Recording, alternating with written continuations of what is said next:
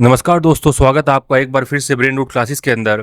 दोस्तों, हाल ही में लोकसभा में एक विशेष चर्चा हुई on the critical role of the space programme for Viksit Bharat bye 2047।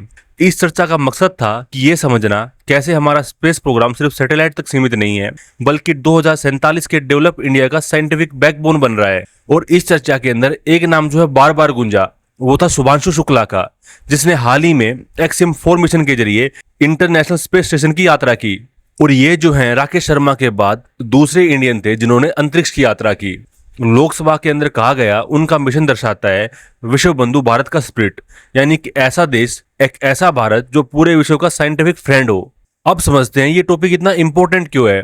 दोस्तों, स्पेस टेक्नोलॉजी आज सिर्फ रॉकेट लॉन्चिंग तक सीमित नहीं है, ये हमारे रोजमर्रा के नेशनल चैलेंजेस को सोल्व करने का सबसे बड़ा टूल बन चुका है। फार्मिंग से लेकर फ्लड तक, हाईवे से लेकर हेल्थ केयर तक, ये जो है रियल लाइफ प्रॉब्लम्स को सोल्व करने में हमारी मदद करता है। सबसे पहले बात करते हैं एग्रीकल्चर और फूड सिक्योरिटी के एंगल को। इंडिया की एग्रीकल्चर जो है वो काफी चैलेंजेस को फेस कर रही है।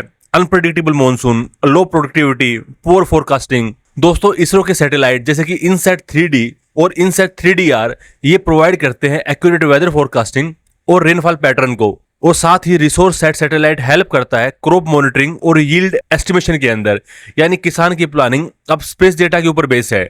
सोचिए, स्काई से आने वाली इमेजेस अब हमारे खेतों का फ्यूचर तय कर रही है। नेक्स्ट जो चैलेंज है वो इंफ्रास्ट्रक्चर का। हमारे देश में जो है प्रोजेक्ट डिले होते हैं क्योंकि डिपार्टमेंट आपस में कनेक्ट नहीं कर पाते। अब जो है पीएम गति शक्ति ने इस प्रॉब्लम को सोल्व किया है। It uses ISRO imaginary and spatial mapping tool to connect Bharatmala, Sagarmala, railway and industrial corridors on a one single digital map। यानी कि अब भारत का विकास जो है स्पेस विजन से गाइड होता है। दोस्तों, हमारा भारत जो है वो डिजास्टर प्रोन है। हर साल flood, cyclone, landslide, forest fire, इन सब इंसिडेंट को हम देखते हैं। इसरो का जो डिजास्टर मैनेजमेंट सपोर्ट प्रोग्राम है, real time monitoring, early warning और पोस्ट डिजास्टर असेसमेंट प्रोवाइड करवाता है। किसी भी साइक्लोन या फ्लड के बाद स्पेस से मिली इमेजरी बताती है कि कहाँ नुकसान हुआ है और कितना नुकसान हुआ है, और रिलीफ जो है वो कैसे भेजा जा सकता है। तो आज के टाइम पे स्पेस जो है लिटरली लाइफ को सेव कर रहा है। अगर बात करें सिक्योरिटी और डिफेंस के एंगल को, दोस्तों नेशनल सिक्योरिटी में भी स्पेस का इंपॉर्टेंस काफी बढ़ चुका है। सैटेलाइट जैसे कि GSAT-7 और जो RISAT है, ये प्रोवाइड करवाते हैं सिक्योर कम्युनिकेशन और बॉर्डर सर्विलेंस को। और दोस्तों, अगर आपको याद हो, 2019 में इंडिया ने मिशन शक्ति के जरिए एंटी सैटेलाइट कैपेबिलिटी डेमोन्स्ट्रेशन की थी। That was a clear message कि इंडिया जो है अब अपने एसेट्स को डिफेंड कर सकता है इवन इन आउटर स्पेस। अगर बात करें स्ट्रेटेजिक ऑटोनॉमी के बारे में, पहले इंडिया नेविगेशन के लिए यूएस के जीपीएस के ऊपर डिपेंड रहता था। अब हमारे पास खुद का अपना सिस्टम है जो कि है नेविक यानी कि नेविगेशन विद इंडिया कॉन्स्टलेशन। ये जो है एक इंडिजीनियस नेविगेशन सर्विस है जो ट्रांसपोर्ट, डिफेंस और फिशरमैन को एक्यूरेट डेटा देता है। इससे इंडिया की डेटा सोवरेनिटी सिक्योर होती है। दोस्तों, क्लाइमेट चेंज जो है आज का बिगेस्ट ग्लोबल चैलेंज है। इससे लड़ने के लिए इंडिया और नासा जो है मिलकर लॉन्च कर रहे हैं निसार मिशन। ये जो सैटेलाइट होगा ये स्टडी करेगा ग्लेशियर मेल्टिंग को, फॉरेस्ट कवर को, लैंड डिफॉर्मेशन को, वो भी एक सेंटीमीटर लेवल एक्यूरेसी के साथ। और इस टॉपिक को हम ऑलरेडी प्रीवियस लेक्चर के अंदर डिस्कस कर चुके हैं। अगर आपको निसार मिशन के बारे में जानना है तो जो पुराने लेक्चर है उनके अंदर आप इसको देख सकते हो। यानी कि ये जो निसार मिशन है ये धरती की नब्ज को पढ़ने वाला मशीन है। दोस्तों, अगर बात करें हेल्थ केयर डिलीवरी के एंगल के ऊपर, दूर दराज के इलाकों में हेल्थ केयर पहुंचाना काफी मुश्किल हो जाता है। इसरो का जो टेलीमेडिसिन नेटवर्क है वो रिमोट विलेज को कनेक्ट करता है सिटी हॉस्पिटल से। अब जो है लाइव कंसल्टेशन, डायग्नोसिस और जो इवन माइनर प्रोसीजर्स हैं वो संभव हो पाएंगे। यानी कि सैटेलाइट कनेक्टिविटी अब जो एक लाइफ सेविंग कनेक्टिविटी बन चुकी है। अगर बात करें एजुकेशन के बारे में, एजुकेशन जो है ये भी स्पेस से जुड़ा हुआ है। इंडिया का Edusat India first education satellite है, जो कि ये जो सैटेलाइट है ये अनेबल करता है डिस्टेंस लर्निंग और digital classroom even in rural area के अंदर। अब टीचर जो है दिल्ली में बैठा हिमाचल के स्टूडेंट्स को पढ़ा सकता है। यानी अब जो क्लासरूम है वो एक ही ऑर्बिट के अंदर कनेक्ट हो चुके हैं। अगर बात करें ट्रांसपेरेंसी एंड गवर्नेंस के एंगल के ऊपर, गवर्नेंस के अंदर भी स्पेस ने रिवोल्यूशन लाया है। मनरेगा जैसी स्कीम में हर पॉन्ड, वेल, रोड को जो है जियो टैग किया जा रहा है। इससे हर एसेट की फोटोग्राफी और लोकेशन अवेलेबल रहती है, जो कि करप्शन को रिड्यूस करती है और ट्रांसपेरेंसी को इंप्रूव करती है। अगर बात करें वाटर मैनेजमेंट के बारे में, इंडिया का जो वाटर क्राइसिस है वो स्पेस से मॉनिटर हो रहा है। इसरो का जो भुवन सृष्टि जियो पोर्टल है वो मॉनिटर करता है वाटर सेट प्रोजेक्ट्स और ग्राउंड वाटर डिप्लीशन को।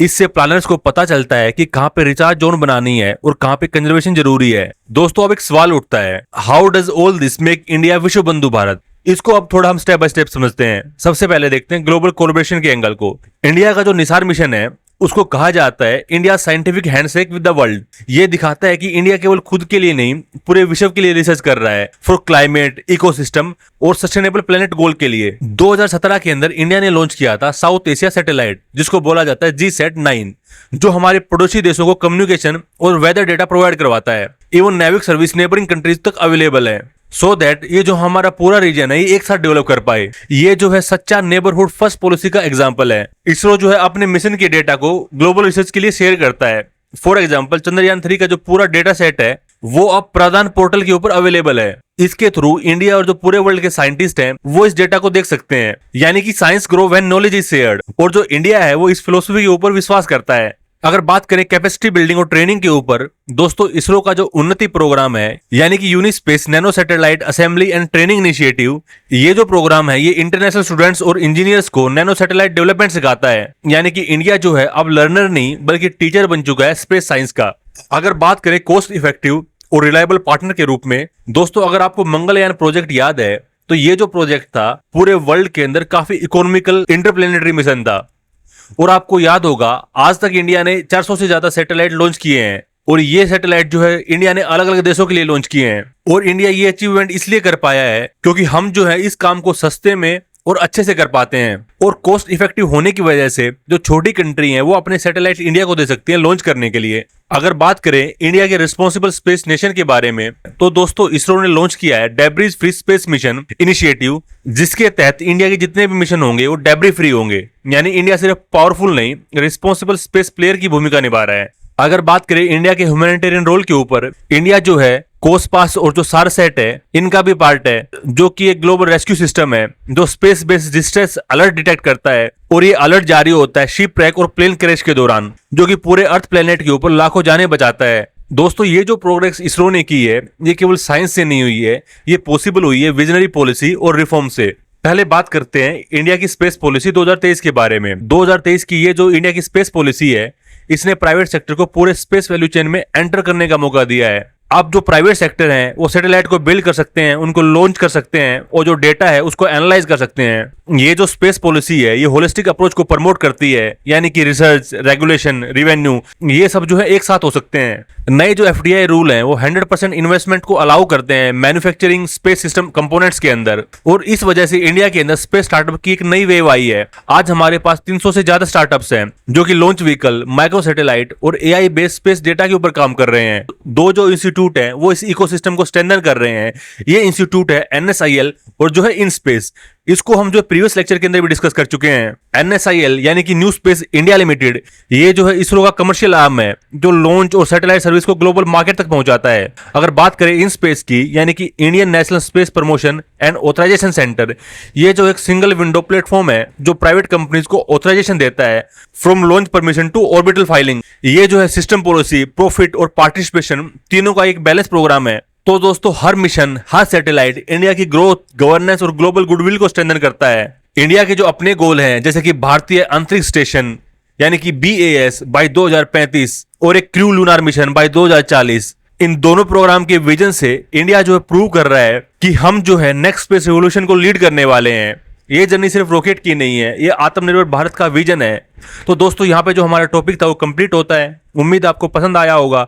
अगर आपको ये टॉपिक अच्छा लगा हो तो वीडियो को लाइक करें, कमेंट करें और चैनल को सब्सक्राइब करना बिल्कुल ना भूलें, ताकि हर नए लेक्चर की नोटिफिकेशन आपको टाइम पर मिलती रहे। मिलते हैं अगले वीडियो में, तब तक के लिए धन्यवाद।